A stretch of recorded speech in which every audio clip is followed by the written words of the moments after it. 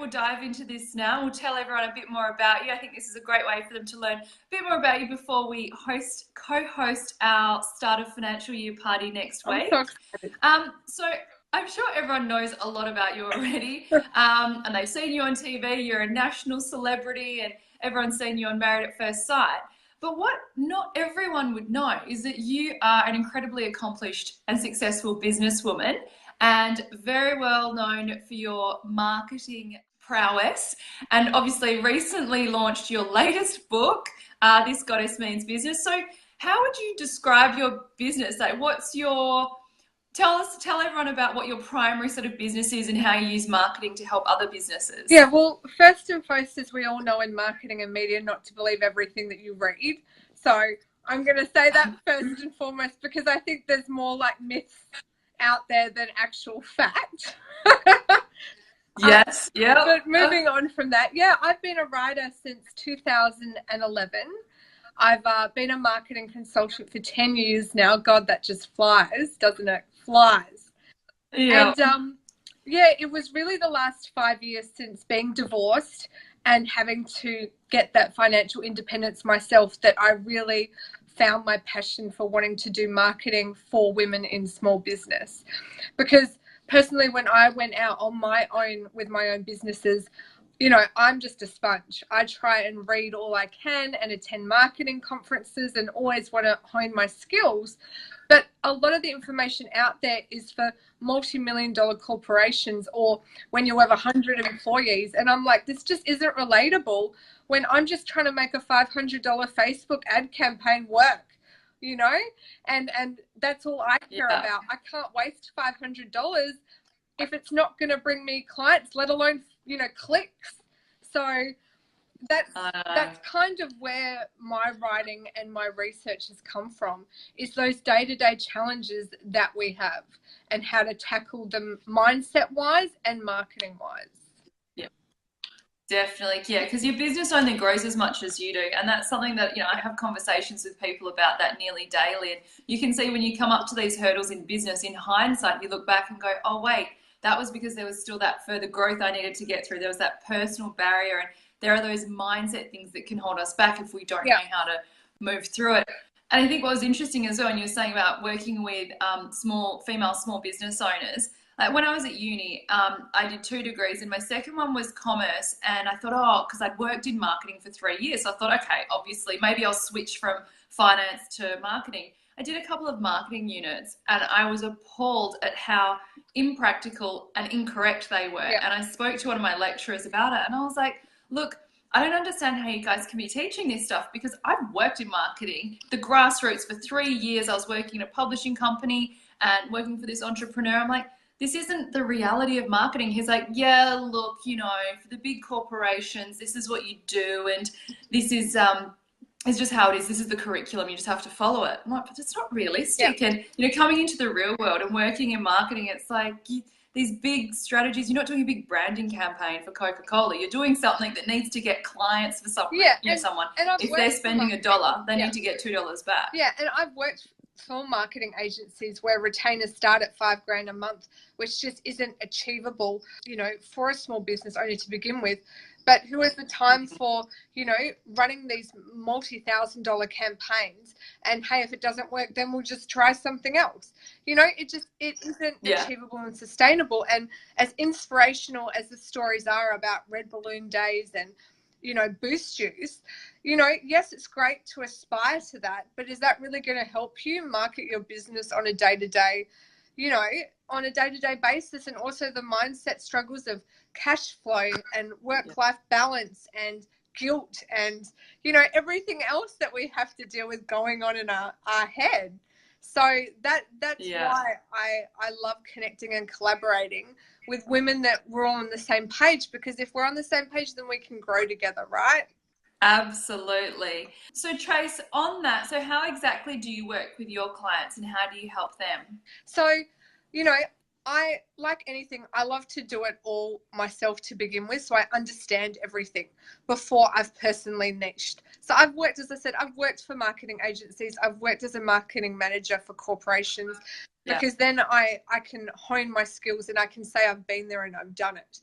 these days I work more as a marketing coach. So I've done a life coaching diploma, not one of these 10-week certificates like it took me 2 years to complete it. You know, so now I really love combining that coaching with marketing strategy work, because I find that I can help with the mindset as well as the marketing techniques. Because with my first clients, when I started going out on my own 3 years ago, I was like, but I'm giving you all this marketing strategy. I'm giving you like this 90-day plan. Why are we not getting the results? And I figured out like the missing piece isn't the marketing. It's the mindset. No. And once we tackle both, now I'm beginning to see real results with my clients. Yeah, I totally agree with that. It's, you can give people the strategy, and it's funny, I'll get clients coming to me and they're like, okay, just give me the strategy, I'll go implement it. I know, right? And at first you get caught up with like, yeah, okay, I'll do it, here you go.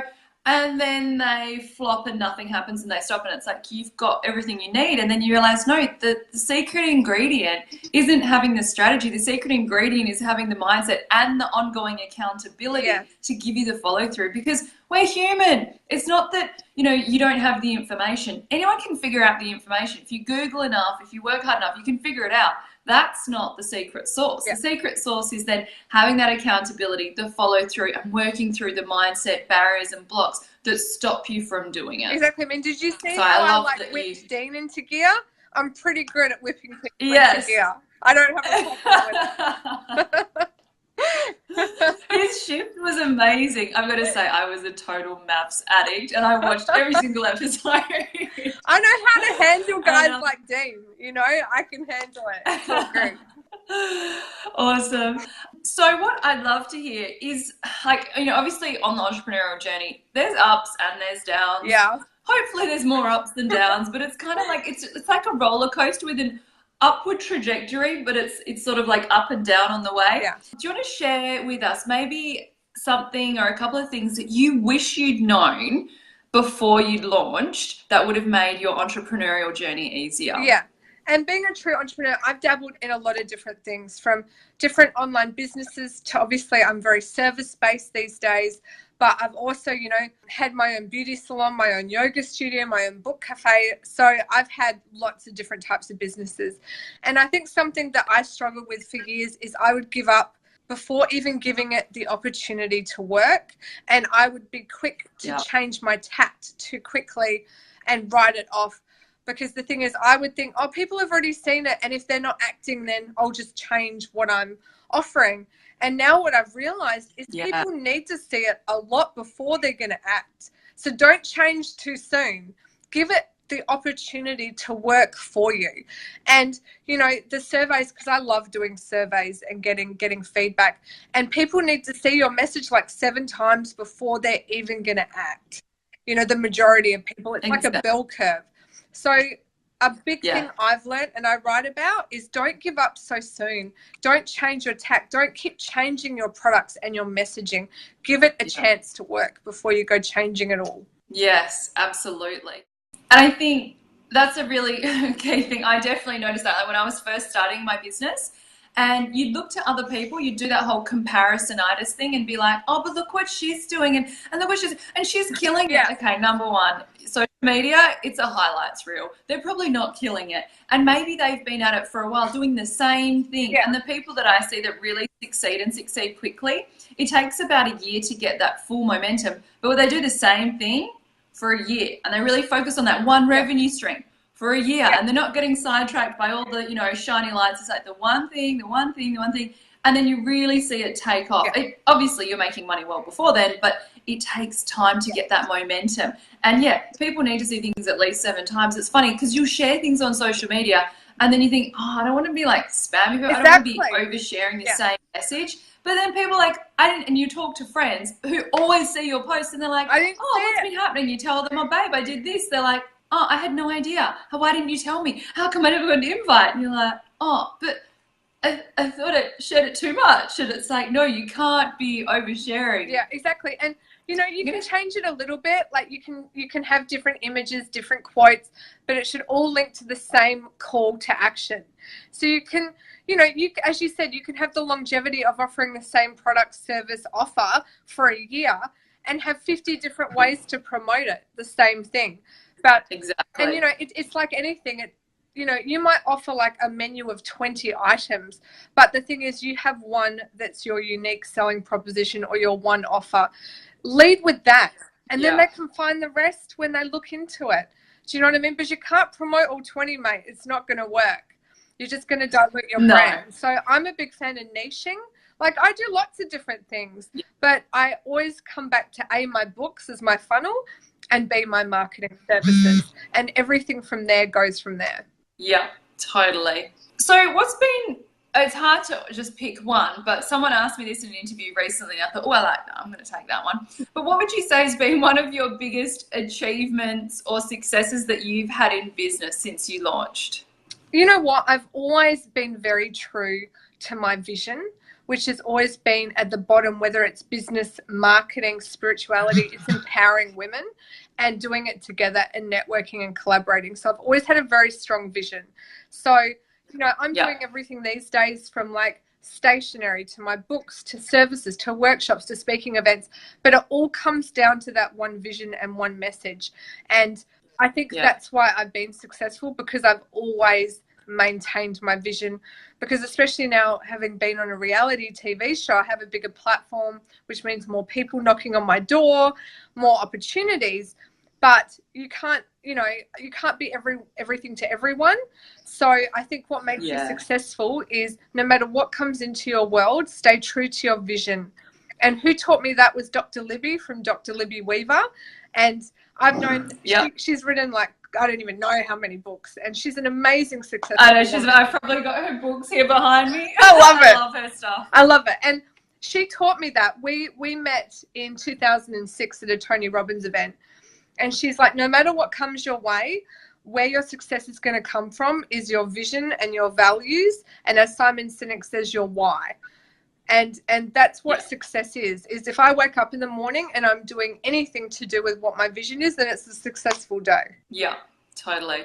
Now, obviously, you're probably being inundated with offers and strategic partnerships at the moment, but what I've been asking the ladies doing the Biz Bestie interviews is there a particular strategic partnership you're looking out for, or are there particular people you'd love to reach out to you for something? Yeah, and you know what? I see I'm really humbled as a gift, because now I feel like I have the opportunity to share the love with others. So I'm in the process, as you know, of interviewing women in small business for my next book. We're compiling 50 women.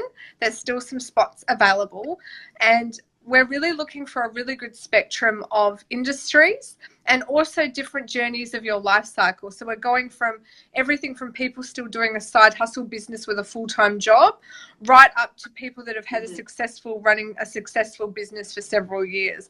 Because I really, readers reading this are going to relate to different parts of people's life cycle and different industries. Because what I'm finding is there's common themes and common challenges that we all go through. So if anyone wants to get involved, you know where we are. You can hit us up. Wow, so they can get in touch with you to see if they can be featured in your next book. Yeah. Wow, that's fantastic. That's a huge offer, guys. Jump on that. It's going to be fun. Now, for some reason, I can't see comments and likes and things like Facebook has. I've updated my app, and so I can't see.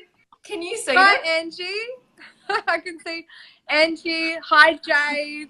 I can't see anything. I'm like, oh, hey guys, give us some likes, give us some loves if you've enjoyed learning a bit from Tracey today. It does, I mean, no matter how many interviews you do, it takes guts to get on here and get in front of a camera, and especially sharing stories about things you wish you'd known before you started. So, Mate, guys, have you seen these say bags? hello, give us some love. Look at these bags. Jesus. I could have put on some makeup, mate. Far out. Anyway. Your lighting looks great, so don't worry about it. You can't see it from here. lighting. What can I say? So how should people reach out to you? What's the best way for them to get in contact with you, They Trace? can contact me through Facebook, my Tracey Jewel Facebook page. Just, hit me up on a personal message, and I can email you the details of an interview request to see if it aligns for both of us, and we can go from there. And I'm really looking forward to our end of financial year event. It's going to be so much fun. Love it. Start of financial year, babe. Everyone else is doing end of financial year. We're not like them. we're not looking to the past, we're looking to the future, because we're dynamic business women that know our past does not dictate our future. So that's why we're celebrating in style next Thursday night.